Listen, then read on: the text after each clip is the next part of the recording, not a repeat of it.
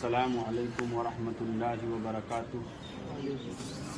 इस वक्त हम लोग एक तारीख़ी शहर आगरा के एक तारीख़ी किले में मौजूद हैं, जिसे आगरा फोर्ट या आगरा का किला कहा जाता है। और इसमें दीवान आम के सामने हम और हमारे मदरसे के तलबा खड़े हैं।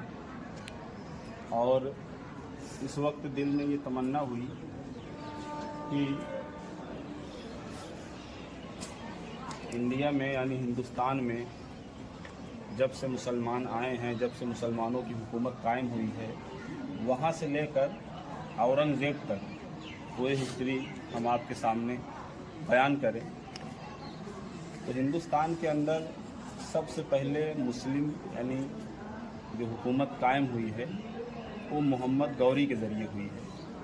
मोहम्मद गौरी ने जब यहाँ पर आक्रमण किया था तो उनका मुकाबला दिल्ली के शासक पृथ्वीराज चौहान से हुआ था, जिनकी बहादुरी इतिहास में मशहूर है, बहुत बहादुर आदमी थे। और जो पहली जंग हुई थी तराइन के मैदान में, और उस जंग में मोहम्मद गौरी हार गए थे और बुरी तरीके से घायल हुए थे। उनके जो लोग थे उनको मैदान जंग से यानी युद्ध क्षेत्र से बचाकर ले गए, उनकी जान बच गई। फिर ज़्यादा वक्त नहीं गुजरा, सिर्फ 1 साल के बाद दोबारा फिर मोहम्मद गौरी ने तैयारी करके फिर दोबारा हमला किया और फिर उसी मैदान में ये जंग हुई, दूसरी जंग जो पृथ्वीराज चौहान और मोहम्मद गौरी के बीच में हुई थी, और ये भी तराइन ही के मैदान में हुई थी। और इसमें जो है पृथ्वीराज चौहान की शिकस्त हुई दूसरी जंग में, और वो गिरफ्तार भी हो गए थे। बाद में उनको कत्ल कर दिया गया, ख़त्म कर दिया गया अफ़गानिस्तान ले जाकर, ये हिस्ट्री में मौजूद है। उसके बाद जब मोहम्मद गौरी यहाँ से जाने लगे तो जो हिंदुस्तान का फतह किया हुआ, हिंदुस्तान का जीता हुआ इलाका था, उसका जिम्मेदार, उसका गवर्नर और उसका हाकिम अपने एक बहुत ही मोतबर शख्स को, जिसका नाम कुतुबुद्दीन ऐबक था, उनको यहाँ का गवर्नर और जिम्मेदार बना के चले गए। फिर उसके बाद मोहम्मद गौरी का इंतकाल हो जाता है और कुतुबुद्दीन ऐबक अपनी एक आज़ाद और खुद मुख्तार हुकूमत हिंदुस्तान के अंदर कायम कर लेते हैं। वो किसी दूसरे राजा के या अफ़गानिस्तान की हुकूमत के अंडर में या उनके अधीन नहीं रहते। इस तरीके से अगर देखा जाए तो हिंदुस्तान का सबसे पहला मुस्लिम बादशाह कुतुबुद्दीन ऐबक को कहा जा सकता है, जिन्होंने यहाँ बाकायदा हुकूमत की है। और जो कुतुब मीनार दिल्ली में है, उसके बनाने की शुरुआत कुतुबुद्दीन ऐबक ही ने की थी। और अभी कुछ ही हिस्सा बन पाया था कि कुतुबुद्दीन ऐबक का जो है एक खेल होता है चौगान पोलो, घोड़े बैठ के गालिबन वो खेला जाता है, जहाँ तक मेरा ख्याल है। तो उसी पर से वो गिरे घोड़े पर से, तो उनका इंतकाल हो गया। उसके बाद गालिबन उनकी औलाद, उनके जो मतलब बेटे नहीं थे या थे, लेकिन वो इस काबिल नहीं थे कि वो हुकूमत चला सके। तो लोगों ने उनके दामाद, जिसको हिंदी किताबों में इल्तुतमिश लिखा जाता है, लेकिन हमारी उर्दू किताबों में उनको सुल्तान अल्तमश लिखा जाता है, सुल्तान अल्तमश। और हिंदी किताबों में ज़्यादातर उनका नाम इल्तुतमिश के नाम से लिया जाता है। तो उन्होंने हुकूमत की और कुतुब मीनार जो मुकम्मल बना है, ये सुल्तान अल्तमश या सुल्तान इल्तुतमिश ने ही पूरा करवाया है।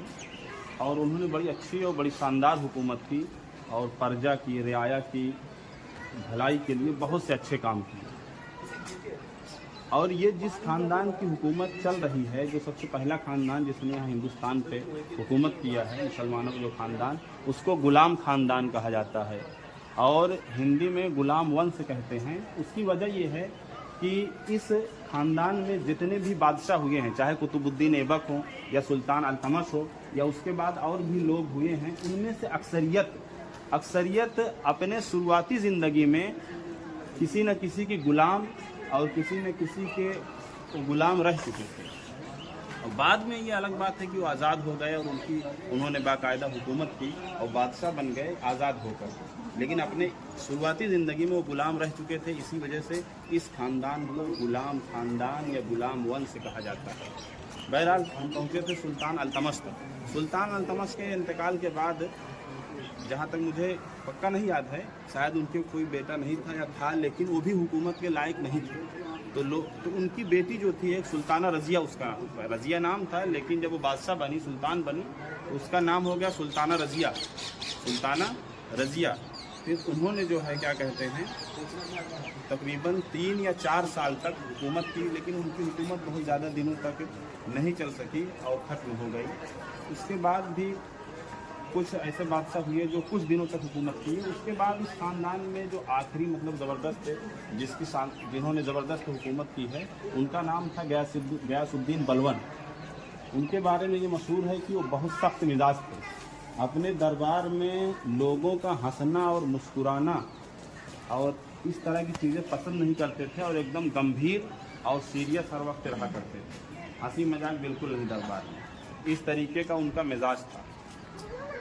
उनके वक्त में इतिहास में मैंने पढ़ा था कि किसी जगह के हाकिम ने और गवर्नर ने उनके खिलाफ बगावत कर दिया था, तो वहाँ गए और उनकी बगावत को दबाया और उनको गिरफ्तार करवा के ऐसी सख्त सज़ा दी थी, सड़क के किनारे खूंटे गड़वा कर उसमें जो है धंसवा दिया था, ताकि कोई दोबारा इस तरीके की जो है हरकत करने की और हमारे खिलाफ बगावत करने की हिम्मत न करे।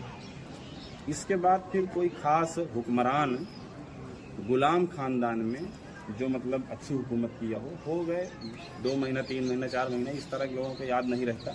इसके बाद फिर उनकी हुकूमत ख़त्म हो गई। उसके बाद जो दूसरा ख़ानदान आया है उसमें खिलजी ख़ानदान आया है। खिलजी ख़ानदान में सबसे पहला शासक था, सबसे पहला हुक्मरान था, जिसका नाम था जलालुद्दीन खिलजी, जलालुद्दीन खिलजी। और उनका एक भतीजा था जिसका नाम अलाउद्दीन खिलजी था, और वो दामाद भी था। और अलाउद्दीन खिलजी ने हुकूमत के लिए अपने और बहुत ही शानदार और बहुत दिनों तक और एक अच्छी हुकूमत की है। यहाँ तक कि उन्होंने उत्तर भारत के साथ साथ दक्षिण भारत के बहुत सारे इलाके को भी फतह किया और एक बहुत बड़ी हुकूमत अपनी बनाई थी। और उन्होंने भी जनता की भलाई के लिए और प्रजा की भलाई के लिए बहुत से अच्छे काम किए, बहुत सारी चीज़ें की। और फिर उसके बाद जो है जो तीसरा ख़ानदान आया है उसका नाम है तुगलक ख़ानदान। तुगलक वंश कहते हैं, तुगलक ख़ानदान कह लो। उसमें एक बादशाह था मोहम्मद बिन तुगलक, उसने बहुत सी योजनाएं चलाई थी, उसकी सारी योजनाएं असफल हुई, इसीलिए बाद लोग कहते हैं वो सनकी बादशाह था। इस ख़ानदान में एक अच्छा बादशाह जो गुजरा है जिसने काफ़ी हुकूमत की है और अच्छा काम किया है, उसका नाम था फिरोज शाह तुगलक। उसके बाद फिर जब इनकी हुकूमत ख़त्म हुई तो उसके बाद एक ख़ानदान आया है जिसने 30 से 25 साल के करीब हुकूमत की है, उसका नाम था सैयद ख़ानदान या सैयद वंश कहते हैं उसको। उसके बाद फिर जो हुकूमत आई है लोदी ख़ानदान की। लोदी ख़ानदान में पहला बादशाह था इब्राहिम लोदी, उसके बाद था या अभी हमको ध्यान में नहीं आ रहा है कि इब्राहिम लोदी पहले है या सिकंदर लोदी पहले है, बहरहाल एक पहले है एक बाद में है। जो बाद वाला है उसी के टाइम में मुग़ल लोग यहाँ आए हैं। मुग़लों में सबसे पहले मुग़ल जो है बाबर यहाँ आए हैं, और बाबर जिनको हम लोग मंगोल कहते हैं उसी कबीला या उसी ख़ानदान से ये सब निकले हुए हैं जो मुग़ल लोग हैं। और इनका बाप जो था एक जो है यानी माँ और बाप में से एक जो है तैमूर के ख़ानदान से ताल्लुक़ रखता था और एक चंगेज़ खान, और ये हम लोग मंगोल थे, मुग़ल थे, मंगोल थे। पहली जंग यहाँ आने के बाद पानीपत के मैदान में जो जंग हुई है उसमें बाबर को फतह हासिल हुई, और उसके बाद जो है इस तरीके से उनकी हुकूमत यहाँ इस्टेब्लिश हुई। उसके बाद एक और राजा थे, राणा सांगा उनका नाम था गालिबन, जहाँ तक हमें याद आ रहा है, उनसे जंग हुई है, उसमें उनको भी शिकस्त हुई। बहरहाल यहाँ पर हिंदुस्तान में यहीं से एक जो अभी तक चला है जो लोदी ख़ानदान तक, इसको जो है सल्तनत काल कहते हैं। क्या कहते हैं? ये जो मुसलमानों की इंडिया में हुकूमत रही इसको सल्तनत काल कहते हैं। और इसमें जो बादशाह होते थे उनको सुल्तान कहा जाता था, उनको सुल्तान कहा जाता था। और जो मुग़लों की हुकूमत चालू हुई है इसको मुग़ल काल कहते हैं। क्या कहते हैं? मुग़ल काल। ये बाबर से जो स्टार्ट हुआ है, और बाबर ने ज़्यादा दिन तक हुकूमत नहीं की। उसके इंतकाल के बाद उनका बेटा जो है हुमायूं हाकिम बना था। हुमायूं, बाबर ने 4 या 4.5 या 5 साल ऐसे ही कुछ हुकूमत की थी बस। उसके बाद उनका बेटा जो हुमायूं है उसकी हुकूमत स्टार्ट हुई, लेकिन बीच में उसकी हुकूमत छिन गई थी, यानी मुगलों की हुकूमत यहाँ से हिंदुस्तान से ख़त्म हो गई थी। और ये अफ़गान थे शेर शाह सूरी, उन्होंने हुकूमत पे कब्ज़ा कर लिया था और हुमायूं दर दर भाग रहे थे। उसी वक्त में उनकी बीवी का नाम था हमीदा बानो, उनसे अकबर पैदा हुए थे। उसी वक्त में जिस वक्त वो दर दर की ठोकरें खा रहे थे, उनके हाथ से हिंदुस्तान की हुकूमत जा चुकी थी उस वक्त। और उसी वक्त जो है क्या कहते हैं, फिर बाद में उन्होंने ईरान के बादशाह और कुछ और बादशाह की मदद से जो है, और इधर शेर शाह सूरी का इंतकाल हो चुका था। एक जंग हो रही थी किसी राजपूत खानदान से, कालिंजर के किले पर एक तोप फट गई थी, उसमें बहुत ज़्यादा घायल हो गए थे और उसी में उनका इंतकाल हो गया। उसके बाद उनके खानदान में कोई इस काबिल नहीं था जो हुकूमत को कायदे से मजबूती के साथ चला सके, जिसकी वजह से हुमायूं अपनी हुकूमत दोबारा पाने में कामयाब हो गए। और हुमायूं का जब इंतकाल हो गया उस वक्त उनका बेटा 13 या 14 साल का था अकबर, लेकिन उनका एक बहुत खास कह सकते हैं मंत्री था जो काबिल एतमाद आदमी था, जिसका नाम था बैरम खान। क्या नाम था? बैरम खान। उसने पूरा मतलब अकबर की हिफाजत और उनको संरक्षण दिया और पूरी हुकूमत को मतलब संभाला। किसने? बैरम खान ने। अगर वो चाहता तो उस वक्त अकबर को ख़त्म करके पूरी हुकूमत पे कब्जा कर सकता था, लेकिन वफादार आदमी था, हुमायूं का आदमी था, तो उनके बेटे के साथ ऐसे गद्दारी नहीं किया और अकबर के साथ पूरी वफादारी के साथ जब तक मतलब वो इस लायक नहीं हो गए कि अपनी हुकूमत को संभाल सकते, पूरा काम जो है बैरम खान संभालते रहे। समझे ना? और उसके बाद अकबर ने जो है बड़ी अच्छी हुकूमत की और अकबर ने अपने वक्त में एक दीन चलाया था उनके दिमाग में। जैसे आज हमारा हिंदुस्तान सेकुलर हिंदुस्तान है, तो ये सेकुलर हिंदुस्तान की जो भावना जो सबसे पहले जो है हिस्ट्री में किसी मुसलमान काल में मिलती है तो अकबर के वक्त में मिलती है, जो हिंदू मुसलमान सबको एकदम एक बराबर देख कर चलते थे और बड़ी अच्छी हुकूमत की और बहुत दिनों तक हुकूमत की। और उन्होंने अपनी हुकूमत को मजबूत करने के लिए बहुत से काम किए।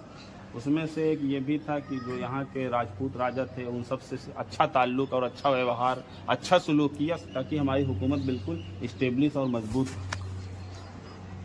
अकबर के बाद जो है अकबर ने अपने वक्त में जो दीन चलाया था, दीन इलाही, बहरहाल वो बहुत ज़्यादा चला नहीं, उसको कोई ना मुसलमान ज़्यादा एक्सेप्ट किया ना किसी नॉन मुस्लिम ने एक्सेप्ट किया, ख़त्म ही हो गया, वो चल नहीं पाया। और अकबर के इंतकाल के बाद उनका बेटा, और ये किला जिसमें हम खड़े हैं ये किला अकबर से पहले भी था, अकबर से पहले भी था, लेकिन इसका जो है दोबारा निर्माण, पुनर्निर्माण जिसको कह सकते हैं, और खूब बेहतरीन अच्छे तरीके से अकबर ने दोबारा बनवाया। बस ये किला ये पहले से था, उसके खंडरात थे, उसके निशानात थे। और अकबर के बाद जो है उनका बेटा जो है जिसको सलीम कहा जाता था, लेकिन जब वो बादशाह बना तो उसने अपनी उपाधि यानी अपना लक़ब, जिसको उर्दू में कह सकते हैं लक़ब, उपाधि को वो धारण किया, उसका जहांगीर। क्या नाम धारण किया? लक़ब जहांगीर। जहांगीर का मतलब है दुनिया को पकड़ने वाला। ये फारसी लफ्ज़ है। क्या लफ्ज़ है? फारसी लफ्ज़ है जहांगीर। जहांगीर का मतलब है दुनिया को पकड़ने वाला और दुनिया को चलाने वाला। जहां माने दुनिया होता है, गिर बना है गिरफ्तन से, तो जहांगीर ये इसमें फाइल समाई है फारसी के, समझे ना? तो दुनिया को चलाने वाला यानी दुनिया का बादशाह कह सकते हैं। तो उसने भी अच्छी हुकूमत की। अब लग चले जाए। और उसकी बीवी थी नूरजहां, उसका इतिहास में खास तौर से जिक्र मिलता है, बहुत काबिल औरत। उनके बेटों में जो है जो शाहजहां थे, इनका शाहजहां तो बादशाह बने तब ये उपाधि धारण की। उनका नाम पहले खुर्रम था। खुर्रम ने उन्होंने अपने बाप के हुकूमत के वक्त में एक बार जो है बगावत कर दिया था, विद्रोह कर दिया था, बहरहाल लेकिन उसमें कामयाब नहीं हुए थे। उनकी बगावत को दाग दिया था शाहजहां ने, अरे वो जहांगीर ने, सलीम जहांगीर एक ही सकते हैं। उसके बाद जो है फिर शाहजहां की हुकूमत आई। शाहजहां को मतलब मुग़ल काल में जो है उसको कहते हैं गोल्डन पीरियड, स्वर्ण काल कहा जाता है उनके वक्त को। और उनको जो है मतलब इमारत और ये सब चीज़ को बनवाने के बहुत शौकीन थे। उन्होंने बहुत सी चीज़ें, ताजमहल बनवाया है, दिल्ली में जामा मस्जिद बनवाई है, दिल्ली के लाल किला उन्हीं का बनवाया हुआ है। ये 3 इमारतें बड़ी ख़ास तौर से मतलब हैं। उसके बाद उनके 4 बेटे थे, का नाम था दारा शिकोह, मुराद, औरंगज़ेब एक और है भी नाम नहीं याद आ रहा। बहरहाल फिर जब आखिर टाइम में जब शाहजहाँ के कमज़ोर होने लगे, उनका कमज़ोरी का वक्त आने लगा, तो ये चारों भाई के अंदर खुद जंग हुई है हुकूमत को हासिल करने के लिए, जिसमें जो है औरंगज़ेब आलमगीर ये कामयाब हुए और इन्होंने अपनी हुकूमत इस्टेब्लिश की। उसके बाद तकरीबन 49 या 50 साल हिंदुस्तान पे हुकूमत की है। इसके बाद औरंगज़ेब के बाद जो भी बादशाह आए उनकी ज़्यादा हुकूमत चली नहीं। उसके बाद फिर मुग़ल जो है वो अपना अपना जो है खुद आज़ाद और खुद मुख्तार स्वतंत्र हुकूमत बना लेते हैं। तो बहुत से इसी तरह छोटे छोटे इलाके के लोग अपना स्वतंत्र होते चले गए और अपनी अलग हुकूमत बनाते चले गए। फिर जो है कोई मतलब मरकज़ी और केंद्रीय और सेंट्रल हुकूमत हिंदुस्तान में नहीं रह गई, जिसकी वजह से बाद में अंग्रेज़ों को हिंदुस्तान जीतने में बड़ी आसानी हुई। और जो यहाँ मुसलमानों ने जैसे हुकूमत की है मोहम्मद गौरी से लेकर वहाँ से कुतुबुद्दीन ऐबक से लेकर, इनमें और अंग्रेज़ों में सबसे बड़ा फ़र्क ये है कि अंग्रेज़ यहाँ से जो पैसा कमाते थे, यहाँ का माल, यहाँ की दौलत लूट कर अपने देश ले जाते थे। लेकिन जो यहाँ मुसलमानों ने हुकूमत की है, तो जब मुसलमान यहाँ आए अपनी हुकूमत यहाँ कायम की, तो वो यहीं के हो गए जिन लोगों ने यहाँ हुकूमत की है। ऐसा नहीं है कि वो यहाँ का